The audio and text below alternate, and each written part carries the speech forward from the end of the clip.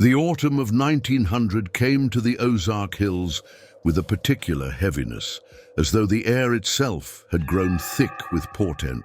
The leaves turned copper and gold, but their beauty carried a melancholy that settled into the bones of those who lived in the scattered homesteads and small villages that clung to the ridges and hollows. The birds, which should have been preparing for their southward journey, had grown quiet, an unnatural silence that made old-timers shake their heads and mutter about signs and seasons gone wrong.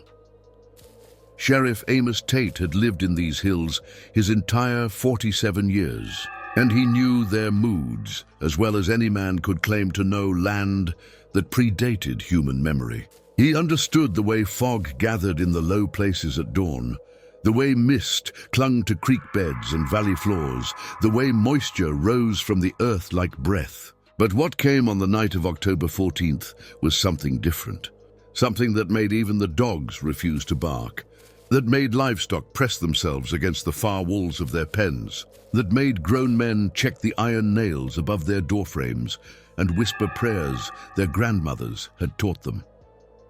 The mist came down from the high ridges just after sunset, rolling in thick white waves that seemed to move with purpose, rather than following the natural flow of cold air seeking lower ground. It was denser than any fog Tate had ever seen, so thick that lantern light could not penetrate more than a few feet. It swallowed the landscape completely, erasing trails and landmarks, turning the familiar world into a white void, where sound traveled strangely and direction became meaningless. But it was not the fog itself that troubled the sheriff, though it certainly was unnatural in its density and persistence. It was where the fog had come from. Everyone in the county knew about the hollow where the Snawfus family lived, though few spoke of it directly, and fewer still would venture near it. The hollow sat in a bowl-shaped depression between two ridges, accessible only by a narrow trail that wound through cedar groves so dense they blocked most sunlight even at noon. The hollow was perpetually damp, perpetually shrouded in mist that seemed to generate from the ground itself rather than settling from above. The Snawfus family had homesteaded there perhaps 15 years earlier. No one could quite remember exactly when they had arrived, which was itself strange in a community where the arrival of new families was noteworthy enough to be recorded in church registers and family Bibles. They had simply appeared one season, already established in their cabin, already strange enough that people noticed, but not strange enough that anyone felt compelled to intervene. Jacob Snawfus, the patriarch, was a tall man, rail-thin, with skin so pale it seemed to glow faintly in dim light. His wife Ruth shared that pallor, her face gaunt and expressionless, her movements so quiet that people claimed she could cross a room without disturbing dust.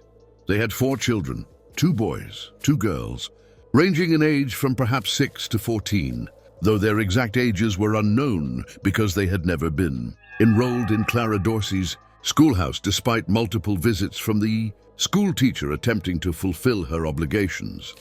The children were the most unsettling aspect of the family. They were as pale as their parents, with hair so light it was almost white, and eyes that seemed colorless in certain lights.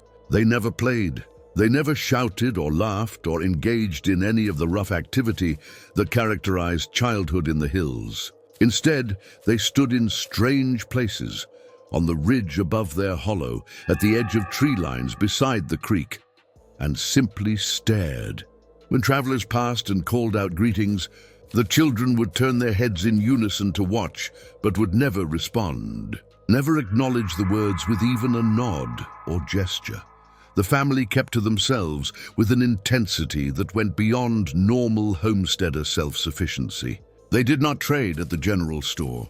They did not attend church services or community gatherings. They did not participate in the mutual aid that characterized frontier life, the barn raisings and harvest help and communal tasks that bound scattered families into something resembling society. When Sheriff Tate had ridden out to the hollow on official business, conducting the census, delivering tax assessments, Jacob Snawfus had met him at the property line and refused to allow him closer. conducting their business in terse monosyllables, while his family watched from the cabin porch, motionless as carved figures. Over the years, stories had accumulated. Hunters claimed to have seen the children standing on the ridge in the fog, so still they appeared to be stumps until they turned their pale faces toward whoever watched. Trappers reported finding their snares empty in areas near the hollow, despite clear signs that animals had been caught, only to have the traps opened and the animals removed by hands that left no tracks. A traveling preacher had attempted to visit the family and had been met by Ruth Snawfus, who had told him in a voice he later described as flat as death itself that they had no need of salvation and no interest in fellowship. Their peculiar folk was the general consensus. Spoken in the tone that suggested peculiar was the kindest available word. Best left alone, and so they were left alone, becoming more folklore than neighbors. Their hollow a place people learned to avoid, without quite remembering why they had learned it, until the fog came. It began at dusk on October 14th. Witnesses from the scattered homesteads on the eastern ridge reported seeing a wall of white rising from the Snawfus hollow, climbing the slopes with a speed that seemed impossible for mere condensation. Within an hour, the fog had engulfed the entire valley, spreading outward in all directions, rolling over ridges and flowing down into adjacent hollows, like water finding its level. But this was not water. Water was natural, comprehensible, governed by rules that mountain people understood. This fog was something other. It moved wrong, against winds, uphill when it should have flowed down, spreading in deliberate patterns that suggested intelligence or at least purpose. It was cold, but not in the way autumn fog was cold. This cold felt hungry, invasive, the kind of cold that seeped through layers of wool and leather to settle directly into bone.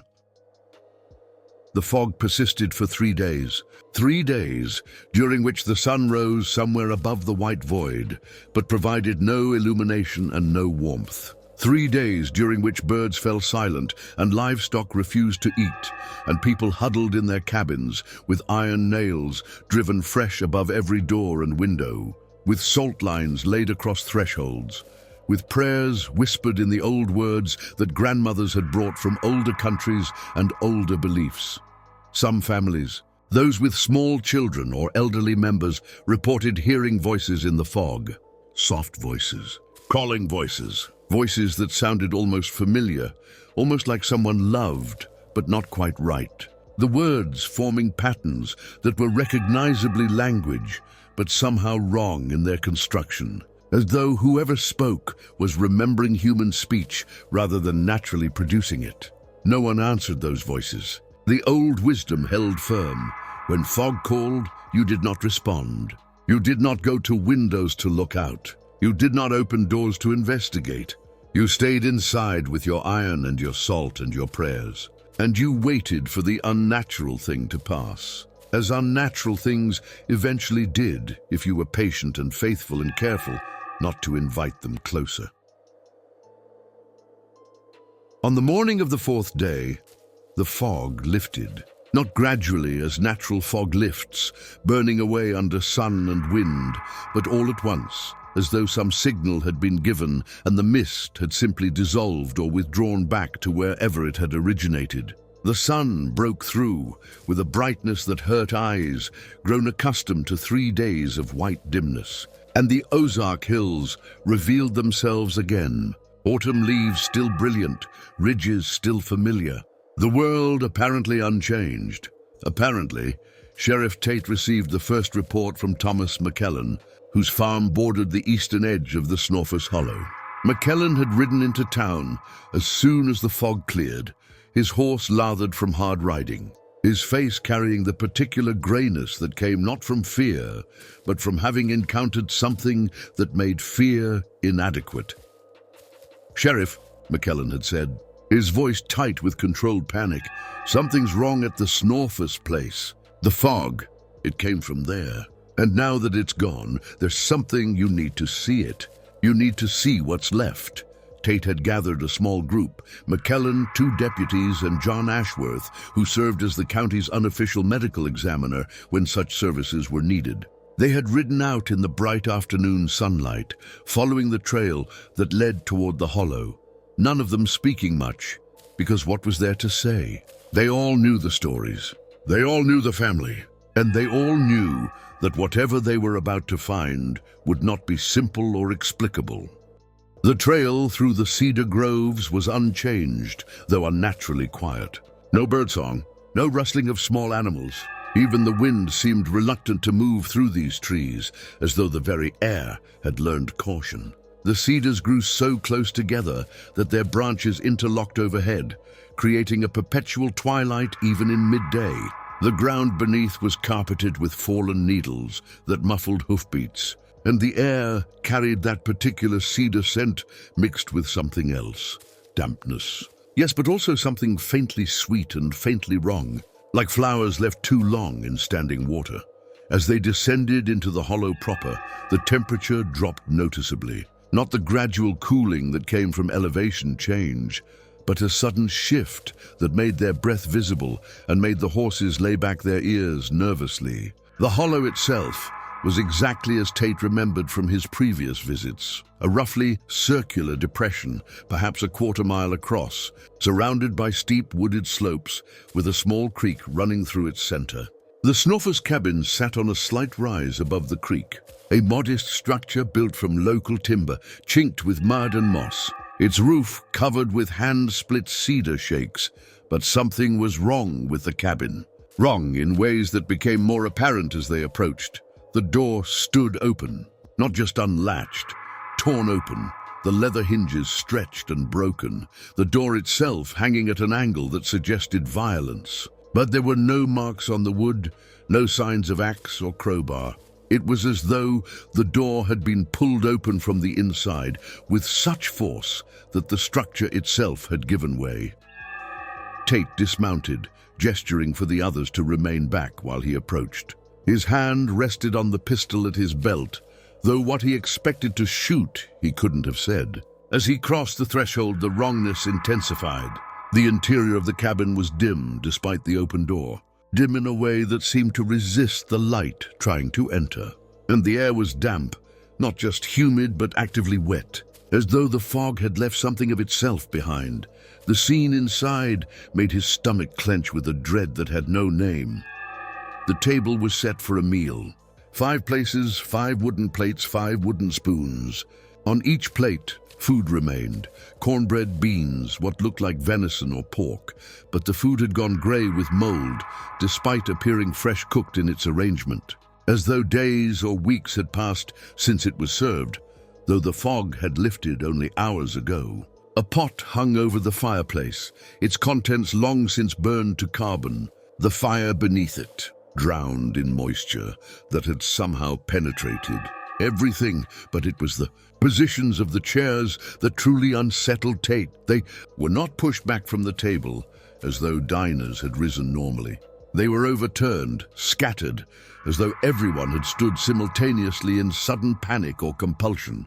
And beyond the table, the rest of the cabin showed similar signs of hurried abandonment. Beds unmade, blankets trailing onto the floor, a basket of mending spilled across the hearth. A child's carved wooden toy, a simple horse, lying in the center of the room as though dropped mid-play. Though Tate had never seen any of the Snawfus children play with anything. Sweet mercy, John Ashworth breathed from the doorway. He had followed Tate inside, despite instructions to wait, and now stood surveying the scene with a medical examiner's clinical eye, seeking logical explanation and finding none. What happened here? I don't know, Tate replied honestly. Whatever it was sudden, and it involved all of them at once. They searched the cabin thoroughly. The family's belongings remained, clothing in chests, tools hung on walls, Ruth Snawfus's collection of dried herbs still hanging from the rafters in bundles that had gone gray with mold. There was no sign of packing, no indication that the family had prepared to leave. But there was also no sign of violence, no blood, no evidence of struggle beyond those overturned chairs and the torn open door. "Check outside," Tate ordered. "Look for tracks, signs of where they went." The deputies circled the cabin, studying the muddy ground with the practiced eyes of men raised to read sign and track game. But what they found made no sense. There were footprints leading to the cabin door from various directions, the normal traffic of a family going about their daily business. But there were no prints leading away. None at all. The muddy ground should have captured clear impressions of anyone leaving the cabin, especially if they had left in the panic suggested by the overturned furniture. But there was nothing. The prints simply stopped, as though the 5 members of the Snawfus family had walked to their cabin, entered, and then vanished from inside without ever emerging. Could they have gone out the back? One deputy suggested, though his tone suggested he knew the answer. "There is no back," Tate replied. "Single door. Check the windows." The cabin's windows were shuttered from the inside, the latches still in place. No one had exited through them. And even if they had, the same absence of tracks would have told the same impossible story. No one had left this cabin by any conventional means. Thomas McKellen, who had been examining the area around the cabin's perimeter, called out with a voice that carried both discovery and dread. "Sheriff, you need to see this." Tate found him standing at the edge of the clearing, looking down at something carved into the trunk of a massive oak tree that stood sentinel over the hollow. The carving was crude but deliberate, a symbol that looked like overlapping circles, or perhaps a stylized eye, with lines radiating outward in a pattern that hurt to look at directly, as though the geometry itself was wrong in some fundamental way. "What is that?" McKellen asked. "I don't know," Tate admitted. "But it's fresh. See how the wood's still light where it's cut? This was done recently. Maybe even the night the fog came," McKellen finished. "You think they did this? The Snawfus family? Or something else did it?" Tate reached out to touch the carving, then stopped himself. Some instinct older than law enforcement warned him that touching this mark would be a mistake, would create a connection he did not want to establish. "We need to document this. Draw it exactly as it appears. And then we need to—" His words cut off as something moved in the tree line beyond the oak. All 4 men turned toward the motion, hands going to weapons, bodies tensing for confrontation or flight. But what they saw defied both responses. It was a figure, human-shaped but wrong in ways that were difficult to articulate. Pale, extraordinarily pale, so white it seemed to glow faintly even in the afternoon sunlight. And tall, taller than any of the Snawfus family had been, elongated in proportions that suggested something stretched beyond normal human dimensions. It stood at the edge of visibility, partially obscured by cedar branches and the lingering shadows that defied the sun's brightness. And then it was gone. Not walking away, not retreating into the forest, simply gone, as though it had been a trick of light and shadow rather than a solid presence. "Did you—" McKellen's voice cracked. "Did you see that?" "I saw something," Tate replied, though he wasn't sure what he had seen. An afterimage from staring at that carved symbol. A deer standing in an odd position, or something that had no name, no category, no place in the natural world he thought he understood. They did not linger in the hollow. Whatever investigation needed to happen could happen in daylight, with more men, with better preparation. They remounted and rode back up the trail through the cedar groves, and if the ride down had been quiet, the ride up was absolutely silent. Each man was lost in his own thoughts, trying to reconcile what they had seen with what they believed possible, and finding the reconciliation impossible. That evening, Sheriff Tate made his official report. The Snawfus family had vanished under circumstances that suggested neither voluntary departure nor obvious foul play. The cabin showed signs of sudden abandonment, but no signs of violence. No bodies had been found. No tracks led away from the scene.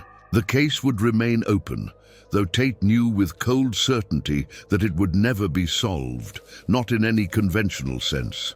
But the official report was not the only story that spread through the county that night. The real story, the one that passed from house to house in whispers and worried glances, was about the fog.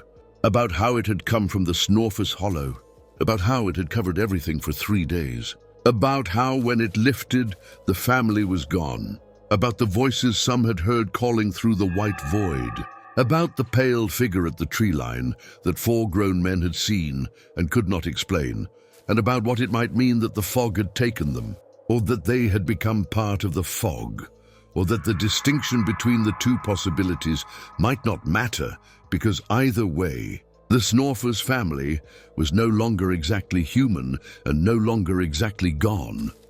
That night, throughout the scattered homes and homesteads of the Ozark hills, iron nails were driven fresh above doorframes. Salt lines were renewed across thresholds. Children were called inside before full dark and warned not to answer if they heard their names called from the fog. Old prayers were spoken again, the ones about protection from things that walked between worlds. Things that wore human shape but were not human. Things that hungered for what they had lost, because everyone understood, even if no one said it aloud. The Snawfus family had not left the hollow. They had simply changed form. They had crossed over into something else, something that lived in mist and moved through fog, something that might appear when conditions were right, when the air was cold and the moisture thick and the boundary between solid and vapor grew thin enough to cross. The hollow remained. The cabin remained, door still torn wide, meal still rotting on the table, that symbol carved in the oak tree at the clearing's edge. But no one would venture there again. Not Sheriff Tate, despite it being his duty to investigate. Not hunters seeking game, not trappers checking lines, not travelers taking shortcuts through the hills. The hollow belonged to the fog now, and to whatever the Snawfus family had become when they let the fog claim them, or when they had become the fog itself, or when the distinction had ceased to matter because they were no longer separate from the mist that had always surrounded their home, that had marked them as different even when they still walked on solid ground and cast shadows in afternoon sun. The autumn deepened. The leaves fell. Winter came with its own fogs and mists, natural seasonal vapors that settled in low places and burned away under morning sun. But when fog gathered in the Snawfus hollow, it did not burn away. It lingered thick and white and wrong, and travelers who passed near reported seeing shapes moving within it. Pale shapes, human shape but wrong, moving with a flowing quality that suggested bodies not quite solid, faces not quite formed, hands reaching with fingers too long, and joints that bent backward, and sometimes, on the stillest nights, voices calling, soft voices, hollow voices, voices that remembered speech but could no longer quite form words, that made sounds that were almost language but structured wrong, syllables that hurt to hear because they came from throats that no longer drew breath in any conventional sense. The fog had taken the Snawfus family, or they had taken the fog, or they had become the fog. And in the years that followed, that autumn of 1900 would be remembered as the season when the boundary between living and something else grew thin enough that 5 people could cross it, leaving behind only questions and warnings and the cold certainty that some transformations, once begun, could never be reversed.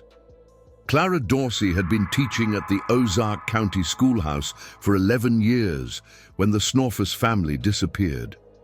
She was 31 years old, unmarried, a circumstance that would have been scandalous in more settled regions, but was merely unfortunate in frontier communities where women were scarce and choices limited. She had come west from Missouri with her parents, who had since died of fever, leaving her with a small inheritance and a teaching certificate that made her one of the few educated women in the territory. The schoolhouse stood on a slight rise overlooking the valley, a simple structure built from local timber with a slate roof that leaked in 3 places despite regular repairs. It served perhaps 20 students on a good day, pulled from homesteads scattered across 30 miles of hills and hollows. The children came when they could, when farm work allowed, when weather permitted, when their families valued education enough to spare them from labor.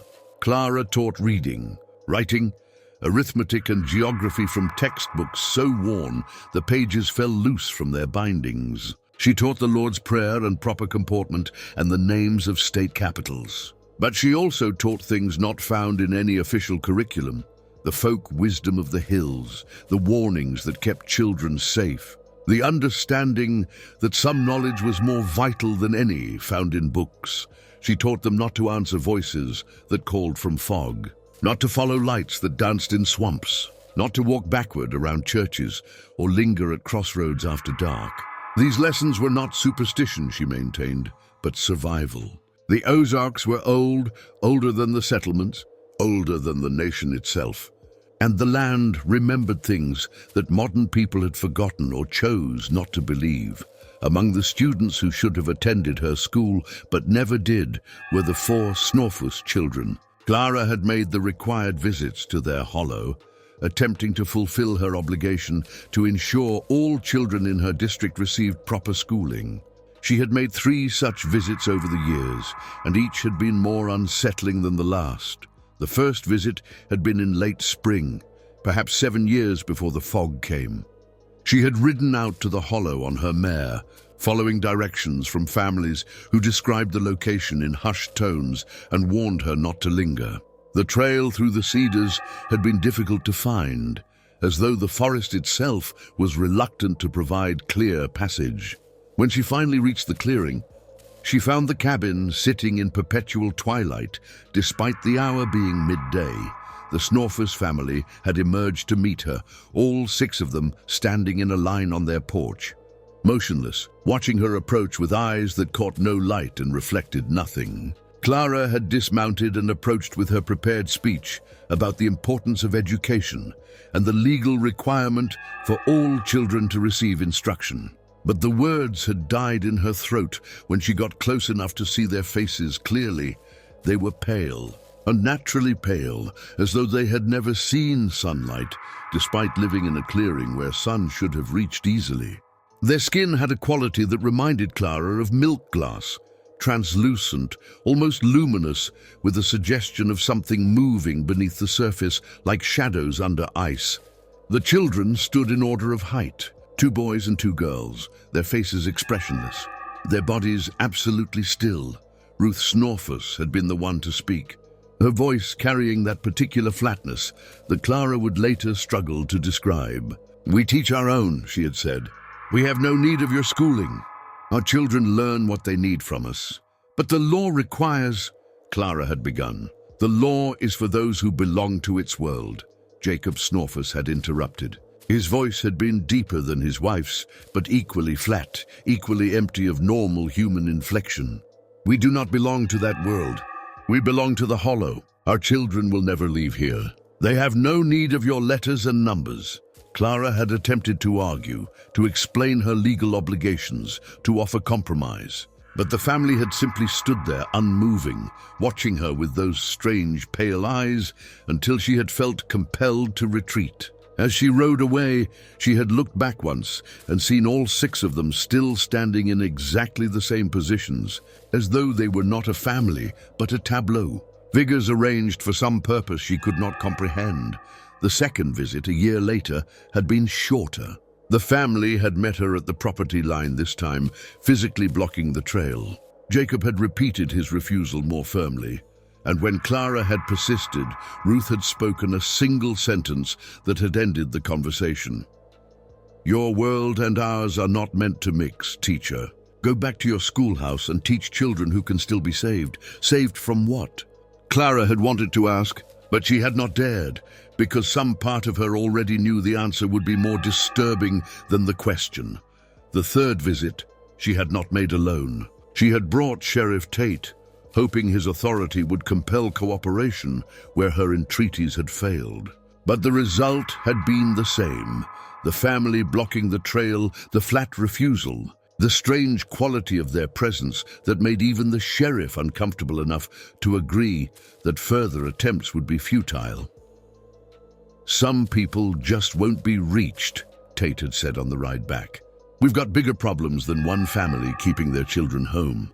But Clara had not been able to let it go completely. She had watched for the Snawfus children in town, at church services, at community gatherings.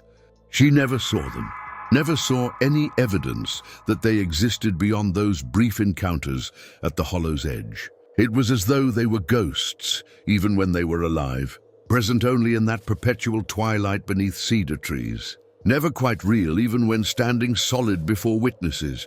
Now, in the aftermath of the fog and the family's disappearance, Clara found herself the reluctant keeper of their story. Other families had encountered the Snawfus children in passing, on trails, at creek crossings, standing inexplicably on ridges at odd hours. And in the days following the vanishing, these families came to Clara, drawn by her status as schoolteacher and her known attempts to reach the family. They came to share their stories, to make sense of what they had experienced, to find in communal testimony some defense against the dread that had settled over the hills. Sarah Wickham was the first. She arrived at the schoolhouse 3 days after the fog lifted, her 2 young daughters in tow, her face drawn with exhaustion that suggested sleepless nights. She settled the girls with slates and chalk to keep them occupied, then sat across from Clara at the teacher's desk and spoke in tones low enough not to carry. "I saw them," Sarah said without preamble. "The Snawfus children. It was 2 summers ago, late July. I was berry picking up on Walnut Grove Path. You know the spot where the blackberries grow thick near that old fallen oak?" Clara nodded. She knew the place. It was a good half-day's walk from the Snawfus Hollow, far from where the family was believed to range. "I heard them before I saw them," Sarah continued. "Children's voices, or what should have been children's voices. But wrong somehow. Too soft, too hollow, like echoes of voices rather than actual speech. I looked up from my basket, and there they were, all 4 of them, standing in a line maybe 20 yards away, just at the edge of the tree line." "What were they doing?" Clara asked. "Nothing. Just standing, staring at me. And Miss Dorsey, their faces—" Sarah's voice dropped to a whisper. "Their faces were so pale. Not just pale like folks who don't see much sun. Pale like bone, like milk. And their eyes, they were looking at me, but I couldn't tell what color their eyes were. They seemed almost colorless, like looking at fog shaped like eyes. Did they speak to you?"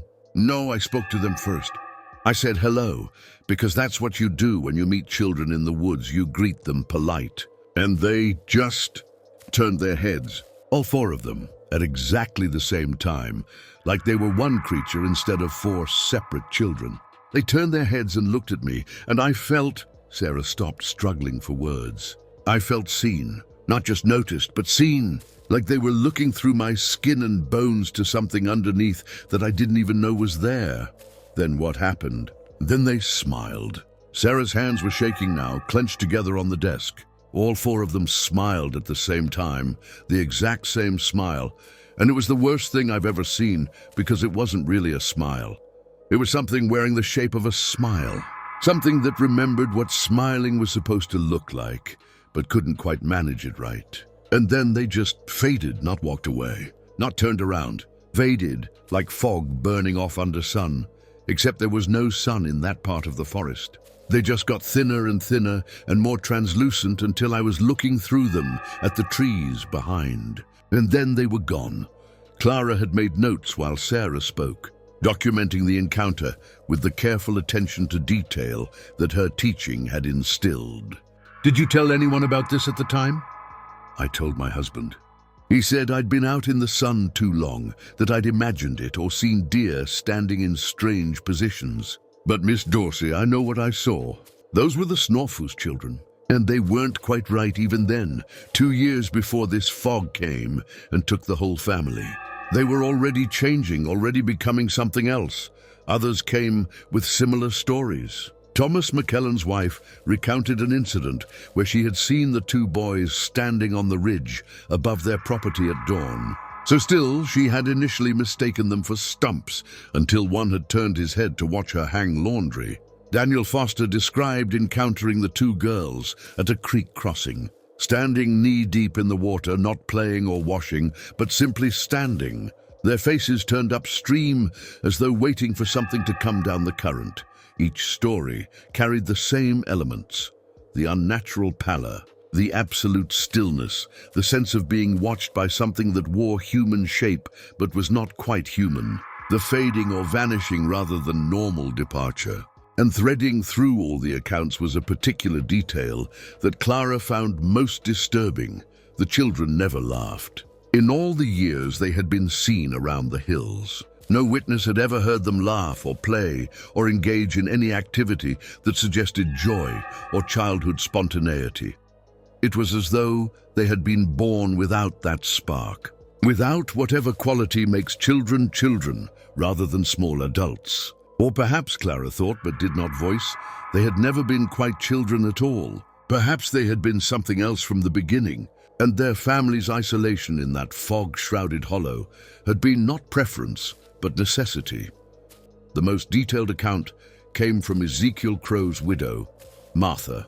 Ezekiel himself had disappeared during the 3 days of fog, a disappearance that Sheriff Tate was investigating separately, but which everyone understood was connected to the Snawfus vanishing. Martha came to the schoolhouse a week after her husband failed to return, her grief still fresh, but her need to speak stronger than her sorrow.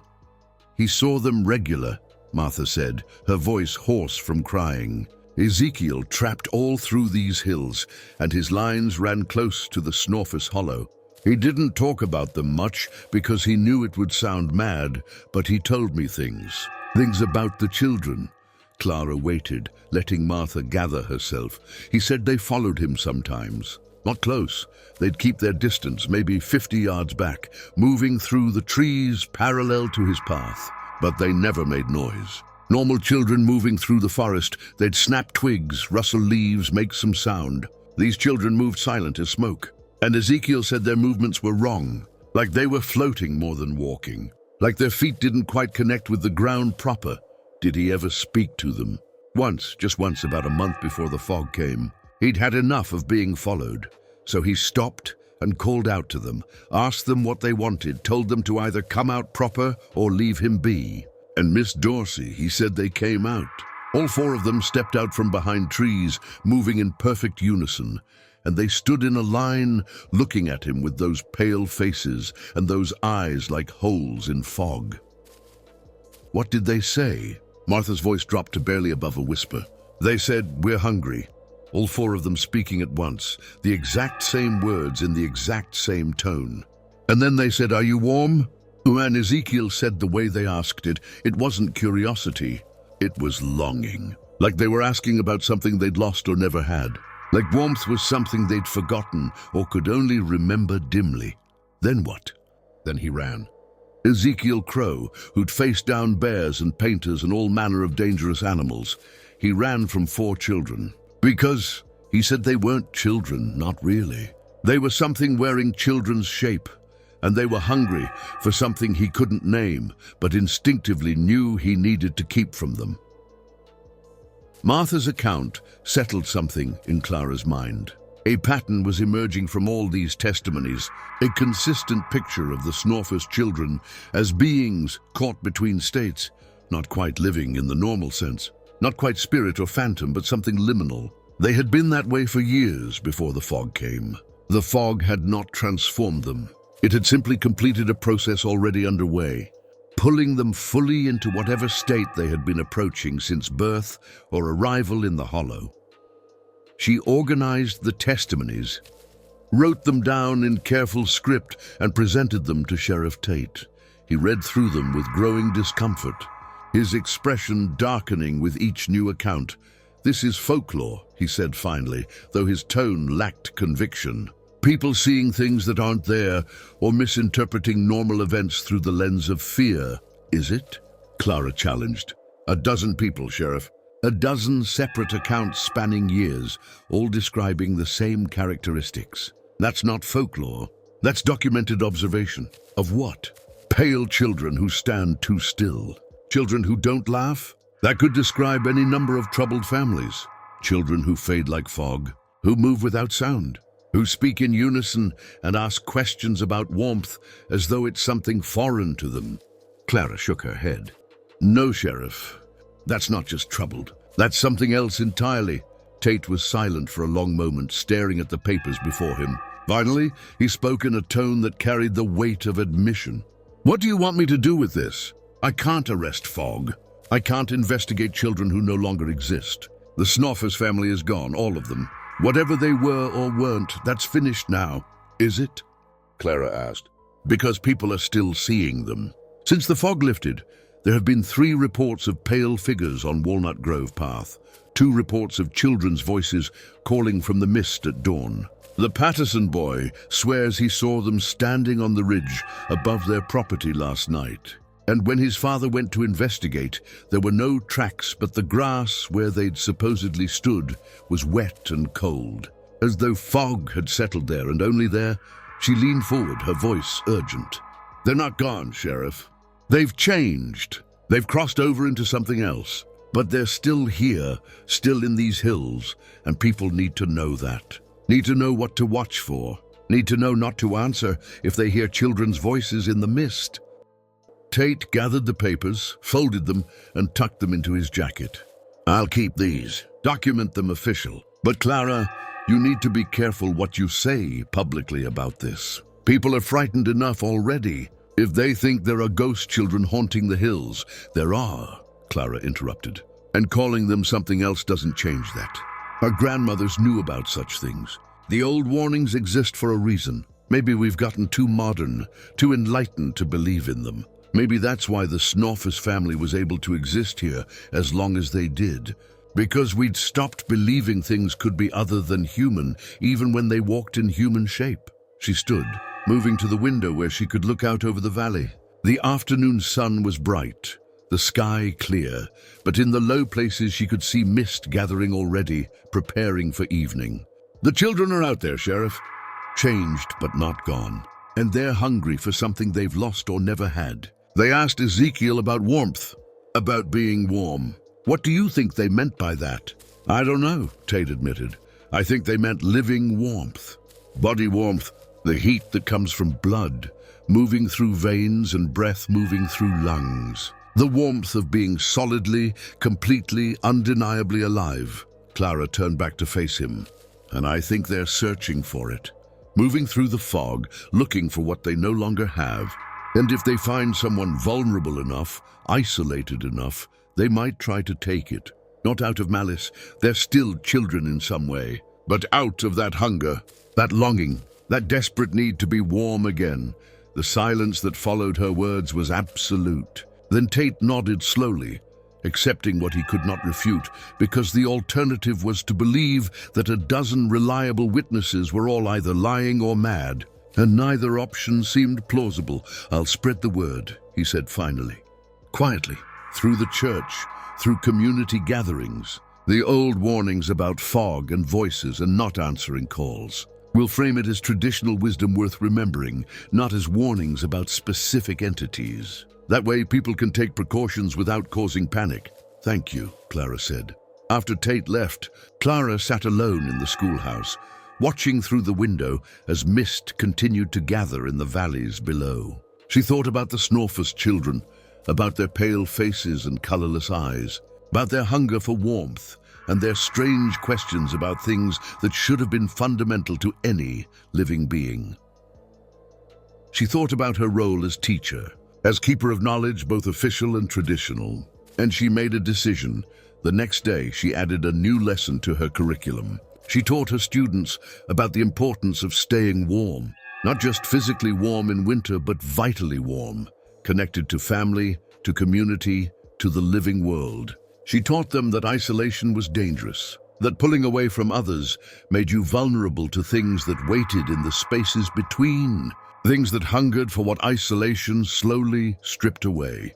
She taught them never to answer voices calling from fog, never to follow figures that appeared in mist, never to accept invitations from children they didn't recognize, especially children who didn't laugh or whose faces seemed too pale or whose movements seemed too smooth.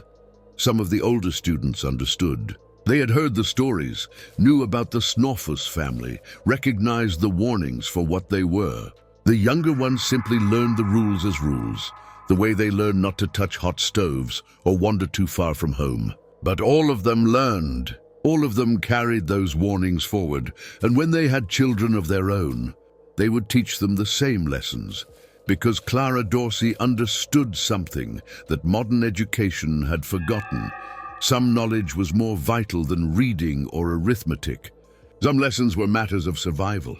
And in the Ozark Hills, where fog gathered thick in the hollows and the old ones still remembered older truths, those lessons might mean the difference between remaining solidly, warmly alive and becoming something else. Something that moved through mist. Something that called out in voices that remembered speech. Something that had once been human, but had become something pale and translucent and desperately, eternally cold.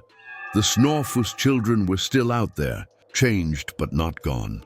And Clara would make sure the next generation knew enough to recognize them, to avoid them, to remain warm and solid and alive in the face of their hollow hunger. Ezekiel Crow had been trapping the Ozark Hills for 23 years when he vanished during the fog. He was 41 years old, experienced and cautious, a man who understood the forest's rhythms and dangers as well as any person could. His disappearance was not the result of carelessness or poor preparation.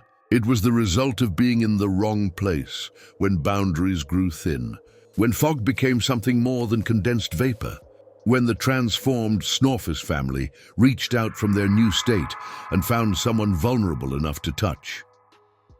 The accounts of what happened came from multiple sources, from Martha Crow, who saw her husband leave that morning, from other trappers who had been working nearby hills when the fog descended, from witnesses who claimed to have heard sounds in the mist during those 3 days, and from Ezekiel himself, or what remained of his voice, in a journal found months later in a location that should have been impossible.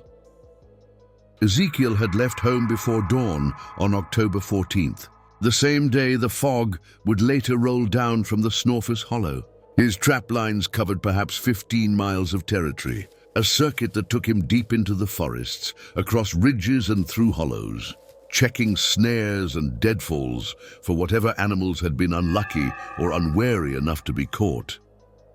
Martha had watched him prepare as she did every morning, packing his possibles bag with jerky and hardtack, checking his knife and hatchet, loading his old Kentucky rifle, though he rarely needed it for trapping.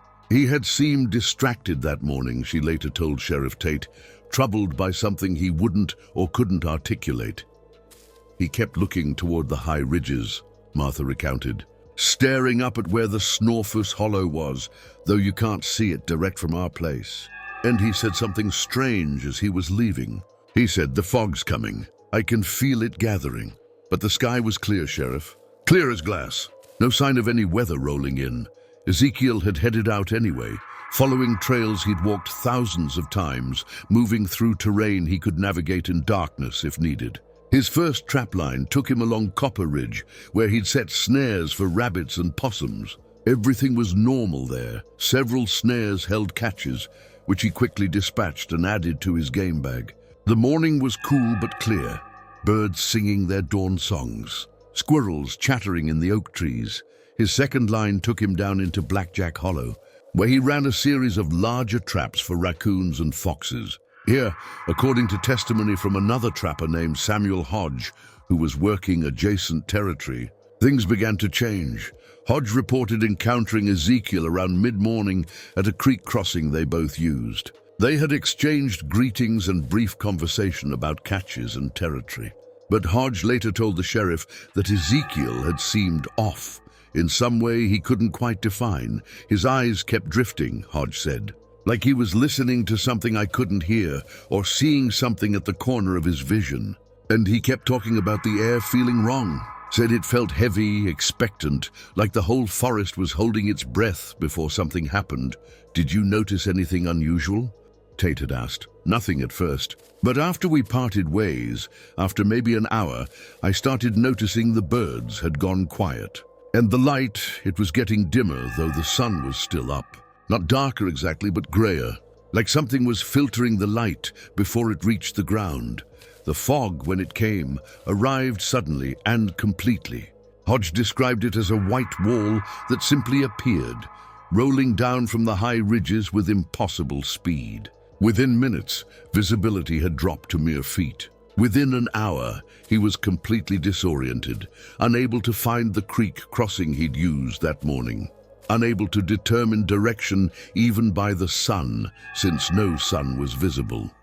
He had made it back to his cabin through a combination of luck and instinct, but he reported that throughout his journey through the fog, he had heard things, voices, movement, the sense of being followed by something that matched his pace but stayed just beyond the limit of visibility. Ezekiel Crow was not so lucky. His third trapline took him toward the margins of what people considered safe territory, close to the Snawfus hollow, though not directly approaching it. He had avoided the hollow itself for years after his encounter with the hungry children, but his traps necessarily brought him near its boundaries. According to the journal that would later be found, the fog reached him around noon. The journal itself was a small leather-bound notebook that Ezekiel carried for recording trap catches, weather observations, and occasional personal notes. When it was discovered 5 months later by a hunting party in a cedar grove 3 miles from where Ezekiel should have been, it contained entries that ranged from mundane observations to increasingly frantic descriptions of experiences that seemed impossible. The final entries, written in handwriting that grew progressively more erratic and difficult to read, told a story that Sheriff Tate would later refuse to include in official reports, but which Clara Dorsey preserved and documented because she believed some truths were too important to suppress, no matter how uncomfortable they made people. The entries began normally enough, October 14th noon, fog rolling in thick from the northeast. Visibility down to maybe 10 yards. Temperature dropped 20 degrees in minutes. Deciding to head back to cabin. We'll check remaining traps tomorrow if fog clears. Then, an hour later, lost the trail. Compass not working right, needle swinging wild. Fog is wrong. Too thick, too cold. And I can hear them. The children, the Snawfus children. Voices in the mist calling. Not words exactly, but sounds that seem like words if you don't listen too close. Not following the sounds. Heading what I think is south. Must be south. Has to be. Another entry. Time uncertain. Movement in the fog. Shapes passing at the edge of vision. Pale shapes. Human-sized but moving wrong. Not walking. Gliding. Flowing. Like they're part of the fog itself, given temporary form. Tried calling out to identify myself, asked directions. The shapes stopped moving. Turned toward my voice. Faces forming in the white. Faces I recognize. The Snawfus children. All 4 of them. But wrong, so wrong. Faces too long. Eyes too big. Mouths opening but no breath coming out because they don't breathe anymore. The next entry showed deteriorating coherence. They're following me. Keeping pace. When I stop, they stop. When I move, they move. Not approaching directly, but always there at the edge of visibility. Getting closer gradually. Like they're testing how near they can come without me running. Tried firing my rifle over their heads to scare them off. The sound was wrong in the fog, dampened, muffled, like the fog swallowed the noise. The shapes didn't even flinch. Just kept flowing along, keeping that same distance. Those pale faces always turned toward me. Then, in handwriting that was barely legible, they're talking now. All 4 of them speaking in unison. Same words, same tone. They're asking me questions. Are you warm? Do you remember being warm? Can you share your warmth? They sound hungry.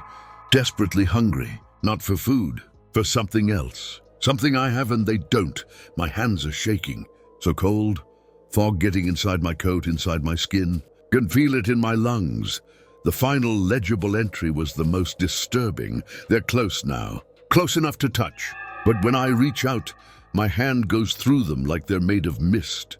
They feel real, though. Feel cold, so cold it burns. They're reaching back. Pale hands with 2 long fingers, joints bending wrong. One touched my face. Its hand was fog, but solid fog, if that makes sense. Cold that went deeper than skin. Cold that touched something inside me that's supposed to stay warm. I can feel it pulling. They're pulling at something. The warmth they asked about. They're trying to take it. I have to. The entry ended there, mid-sentence. the pencil trailing off into an illegible scrawl. When the journal was found months later, it was discovered in the center of a circle of cedar trees that grew in an unnatural pattern. 7 trees perfectly spaced, their trunks twisted as though grown under stress, their branches reaching inward rather than outward. The ground within the circle was bare of all vegetation, just hard-packed earth that was always damp, always cold, even in high summer. The journal was the only thing in that circle. No sign of Ezekiel, no remains, no bones, no clothing, just the journal, lying open to that final page. The leather cover spotted with moisture that never quite dried. Sheriff Tate had been the one to find it, part of a larger search party looking for any trace of the missing trapper. He had read those final entries standing in that circle of twisted cedars, feeling the unnatural cold that persisted there, understanding with a certainty that bypassed logic that Ezekiel Crow was gone in a way that precluded rescue or recovery. "He's in the fog now," one of the older men in the search party had said. A mountain-born individual whose family had lived in these hills for generations. Same as the Snawfus family. That's their hunger ground you're standing in, Sheriff, where they take what they need from whoever's unlucky enough to be caught when they're desperate. Tate had wanted to dismiss this as superstition, but standing in that cold circle, reading words that documented impossible experiences, he found dismissal impossible. Whatever had happened to Ezekiel Crow, it had not followed any natural or explicable process. The fog had taken him, or the things in the fog had taken him, or he had been absorbed into the mist itself through mechanisms no modern science could adequately address. But Ezekiel's disappearance was not an isolated incident. In the weeks following the 3-day fog, other accounts emerged of encounters in the mist, of near misses and narrow escapes, of people who had felt that same pulling sensation Ezekiel described but had somehow resisted or escaped before the transformation could complete. Daniel Foster reported an experience from the second night of the fog. He had been in his cabin with his family when they heard knocking on their door. Soft, persistent, rhythmic knocking that continued for hours. Through the cracks around the doorframe, they could see pale shapes pressed against the wood, could hear voices calling their names in tones that were almost right, but not quite. Words that were almost recognizable, but not quite language. "We didn't open the door," Daniel told the community gathering at the church where survivors shared their experiences. "We'd heard the warnings, seen the iron nailed above our frames, and I remembered what my grandmother taught me: never answer fog that calls your name. Never invite mist across your threshold." So we sat there in the dark with our children, listening to those things outside, trying to sound like people we knew, trying to convince us to let them in. "What happened?" someone asked. "They stayed until just before dawn. Then the knocking stopped, and we heard them moving away, but not walking. We could hear them moving, but there were no footsteps. Just a sound like wind through grass or water flowing over stones. Soft sounds, wet sounds. When morning came and we finally looked out, there were handprints on the door. Dozens of them, but not pressed into the wood, pressed through it, like the wood had gone soft and the hands had sunk partway in before pulling back. And where those handprints were, the wood was white, bleached, like all the color and life had been drawn out of it. Other families reported similar encounters. The Patterson widow described waking on the second night to find pale faces pressed against her windows, faces that looked almost like the Snawfus children, but stretched wrong, elongated with eyes too large and mouths that opened too wide. She had covered the windows with blankets soaked in salt water, another old protection, and the faces had retreated. But not before she had seen how they moved, flowing from one window to another without traversing the space between, as though they existed in the fog itself, and the windows were simply portals through which they could partially manifest. Thomas McKellen's eldest son, 14-year-old Jacob, gave an account that was particularly detailed because he had maintained careful observation, even through his terror. On the third night of the fog, he had been watching from the loft window of their barn when he saw figures approaching through the mist. There were more than 4, perhaps a dozen or more, all moving with that same flowing motion, all pale and translucent. They weren't just the Snawfus children, Jacob reported. There were adults too, tall shapes that might have been the parents, and other shapes that didn't look quite human at all. Bent wrong, stretched wrong, like someone had taken human form and twisted it into shapes that shouldn't be possible. They moved through our property like they were looking for something, checking buildings, circling the house, testing the doors and windows. And the whole time they were calling out. Not words, but sounds that felt like they should be words. Sounds that made my ears hurt and made me want to go down and open the door, even though I knew that would be the worst thing I could do. The pattern that emerged from her records was both frightening and sad. The Snawfus family and the others who had joined them over the years were not random in their hunting. They appeared most frequently during periods of isolation, seeking individuals who were alone, separated from community, whose warmth had already begun to fade through loneliness or grief or the slow erosion that came from too much time spent away from other living people. They were drawn to emotional cold as much as physical vulnerability. Widows living alone reported more encounters than families. Homesteaders on the margins of the territory saw them more frequently than those in the village center. People who had withdrawn from community after loss or hardship found themselves visited by pale faces in the fog, by voices calling their names with that almost right inflection, by hands reaching through mist as though to offer comfort or connection. It was as though the fog shapes recognized kindred spirits, people who were already halfway into the cold isolation that had claimed the Snawfus family, people teetering on that edge between solid warmth and vaporous chill, people who might cross over with just a little more encouragement. The accounts that accumulated in Clara's records told stories of resistance and near misses, of people who had felt that pulling sensation but had managed to hold on to their warmth through connection with others, through remembered love, through stubborn refusal to let go of life even when life had become difficult. Martha Crow, who had lost her husband to the fog, reported an encounter 3 years after Ezekiel's disappearance.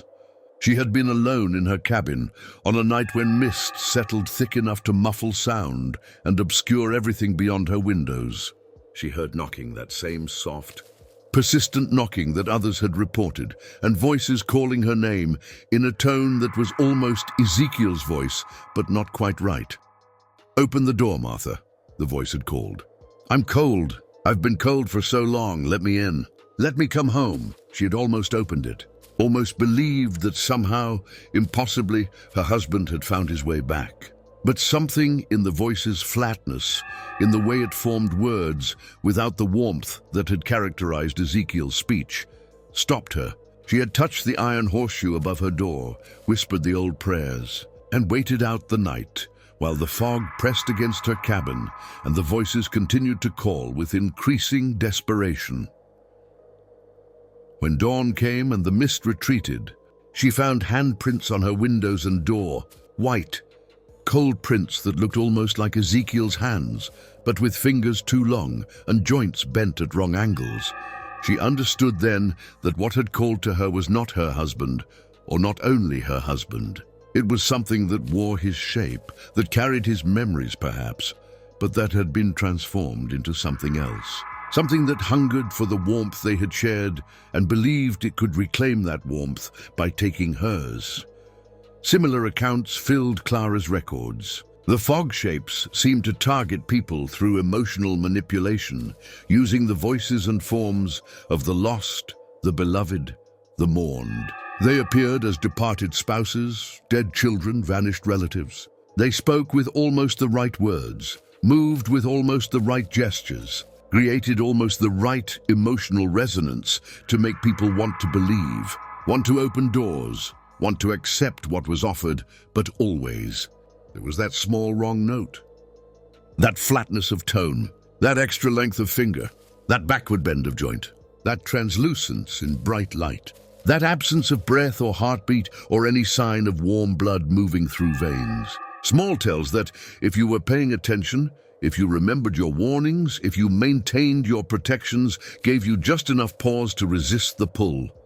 Not everyone resisted. Clara's records documented 19 disappearances over the 5 years following the initial fog.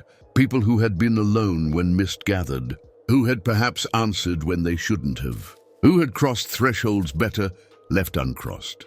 Each disappearance followed the same pattern: fog appearing where it shouldn't, doors found open, signs of struggle or sudden departure, and then nothing. No bodies, no remains. Just white handprints and cold air, and the sense that someone had been pulled out of their life and into something else. The community responded by doubling down on connection. The church instituted regular gatherings specifically designed to ensure no one spent too much time alone. Neighbors visited each other more frequently, especially checking on widows, widowers, and solitary homesteaders. The unspoken understanding was that isolation was the danger, that keeping people connected to community and warmth was the best protection against the fog's hunger, and it seemed to work. After those first 5 years, the disappearances slowed. Not because the fog stopped coming, it still rolled down from the Snawfus Hollow with regularity, still brought pale shapes that tested doors and called names. But because people had learned, had adapted, had created social structures that made it harder for anyone to become vulnerable enough for the fog to claim them. The Snawfus Hollow itself became forbidden ground, marked with warnings and avoided even in clear weather. The cabin remained standing, though no one would enter it or attempt to maintain it. Over the years, it gradually decayed, roof collapsing, walls leaning, wood going gray with weather and time. But even in its decay, it maintained a presence that deterred approach. The air around it stayed cold and damp even in summer. Fog persisted there when it had burned away everywhere else, and people swore they could see movement through the broken walls, pale shapes flowing through the ruins, inhabiting the space as they had when it was whole, maintaining some connection to their former home, even though they no longer required shelter in any conventional sense. On the 10th anniversary of the original fog, Clara Dorsey organized a memorial service at the church. It was ostensibly for the disappeared, for Ezekiel Crow and William Greer and the Morrison family and all the others who had been lost to the mist. But it was also, though no one stated it explicitly, a memorial for the Snawfus family themselves, for who they had been before the fog claimed them, for the humanity they had lost, for the tragic transformation that had turned a family of living people into something pale and hungry, and forever seeking what could never be found. Sheriff Tate, now graying and speaking with the authority of someone who had witnessed impossible things and survived, gave a short speech that became widely quoted in the years that followed. "We remember them," he said, "not to honor what they became, but to remember what they were. They were people once. Strange people, yes. Isolated people. People who lived too far from warmth and community, but people nonetheless. And their transformation, their fate, is a warning to all of us. It shows what happens when we let ourselves become too cold, too separate, too alone. The fog didn't create their hunger. It just made visible what had been growing invisible for years, the slow death that comes from choosing isolation over connection." He paused, looking out over the gathered community. "We protect ourselves with iron and salt and prayers, yes, but our real protection is each other, is remaining warm not just in body but in spirit, is refusing to let loneliness hollow us out until we're empty enough for the fog to fill. The Snawfus family forgot that or never learned it, and now they wander through mist forever, forever hungry, forever reaching for the warmth they surrendered when they chose isolation over life." After the service, people lingered in the churchyard, unwilling to return immediately to their individual homes, drawn together by shared understanding and shared dread. They told stories, not just of the fog and its inhabitants, but of warmth, of community, of moments when connection had pulled them back from edges they hadn't realized they were approaching. They spoke of love and family and friendship, not as abstract concepts, but as concrete defenses against the cold that waited in the mist. And as they spoke, as they shared warmth and words and presence, the fog began to gather in the valleys below. Not unusual. Autumn evenings often brought mist to the low places. But this fog seemed particularly thick, particularly deliberate in its movements, as though it was responding to the gathering above, as though something in the mist was drawn to the concentration of warmth and life and connection.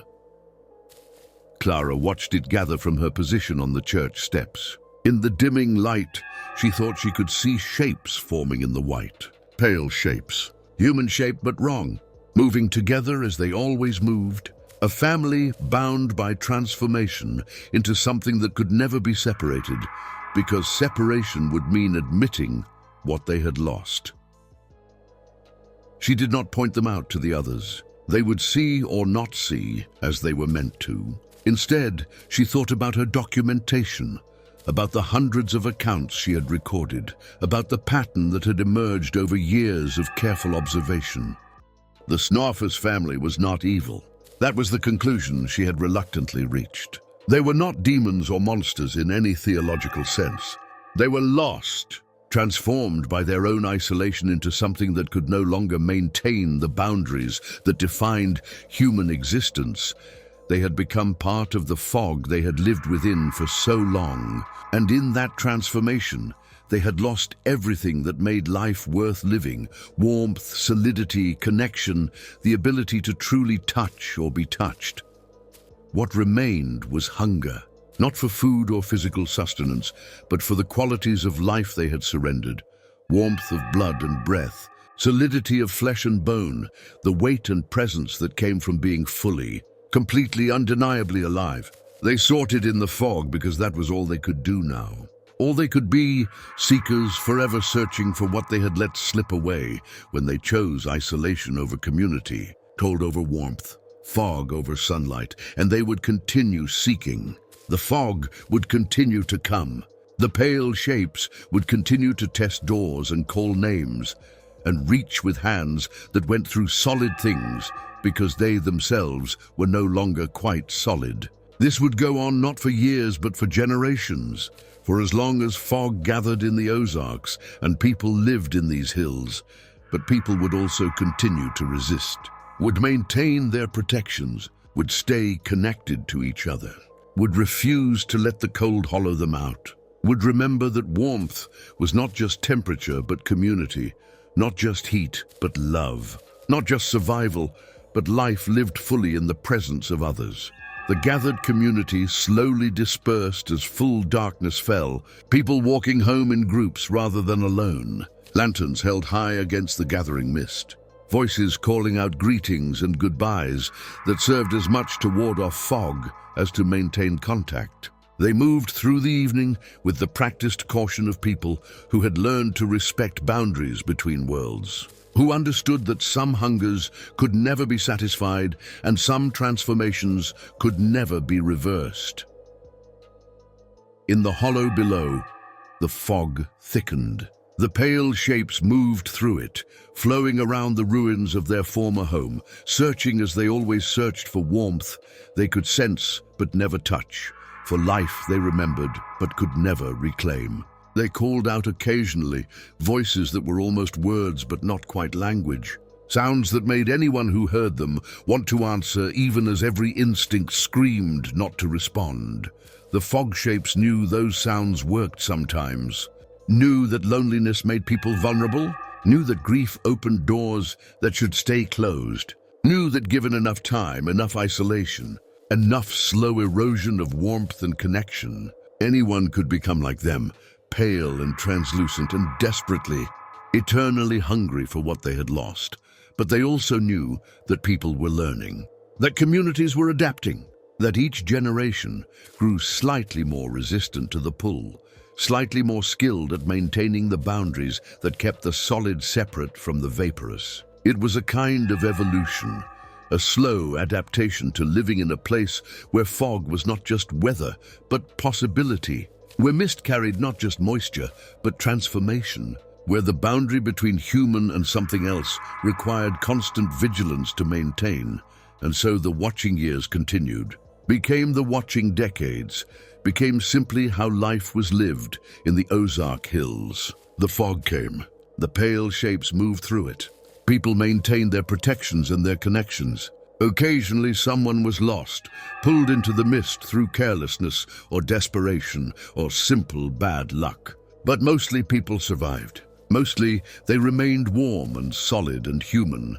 Clara Dorsey, growing older herself now, silver threading through her dark hair, maintained her records until she could no longer hold a pen.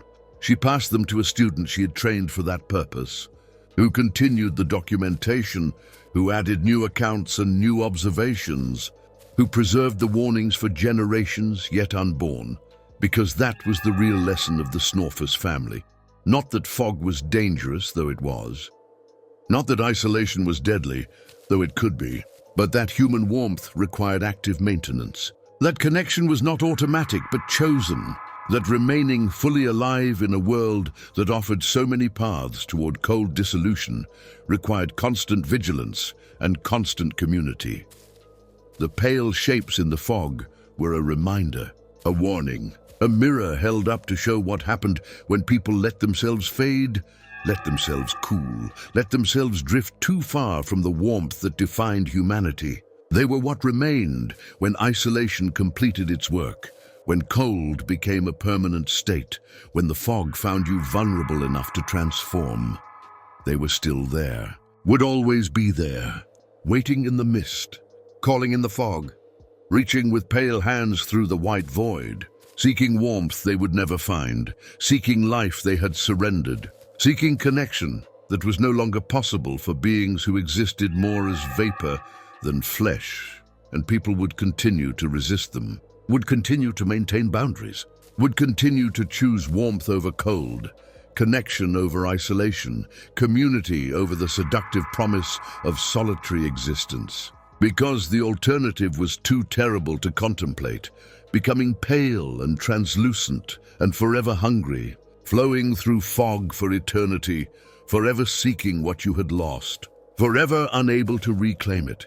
The Snawfus family had become legend, but a legend that served a purpose. Their story was told to children as warning, was remembered by adults as reminder, was documented by teachers and sheriffs, and those who understood that some truths were too important to forget even when they were too uncomfortable to speak about in polite company. And on nights when fog rolled thick through the Ozark Hills, when mist obscured trails and swallowed sound, when the air grew cold enough to see breath and feel that particular pulling sensation that suggested boundaries growing thin.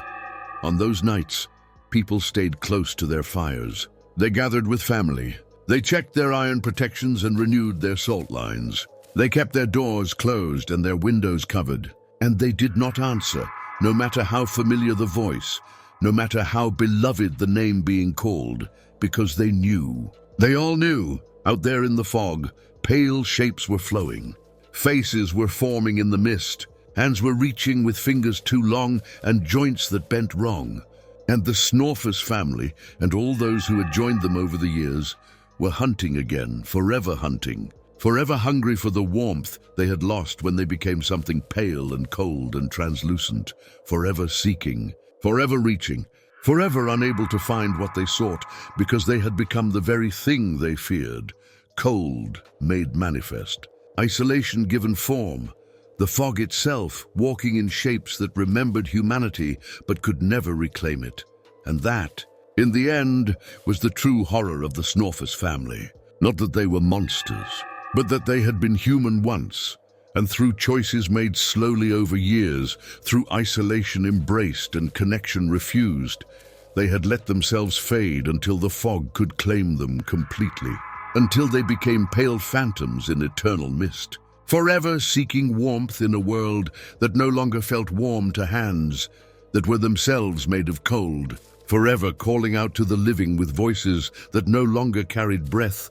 The legend persisted, the warnings persisted, and the fog continued to roll down from the hollow where it had always gathered, carrying with it shapes that were once human, bringing whispers of hunger that would never be satisfied, offering transformation to anyone foolish enough or lonely enough or cold enough to accept it. This was the tale of the Snawfus family, a story of isolation's cost, of fog as both metaphor and reality, of the thin boundary between solid and vapor, between human and something else, between warmth and the eternal cold that waited in the mist for anyone who let themselves fade far enough to cross over. They were still there, would always be there, pale in the fog, hungry in the hollow, forever seeking, forever reaching, forever unable to find what they had lost when they became something other than human. The simple, vital, irreplaceable warmth of being fully, completely, undeniably alive.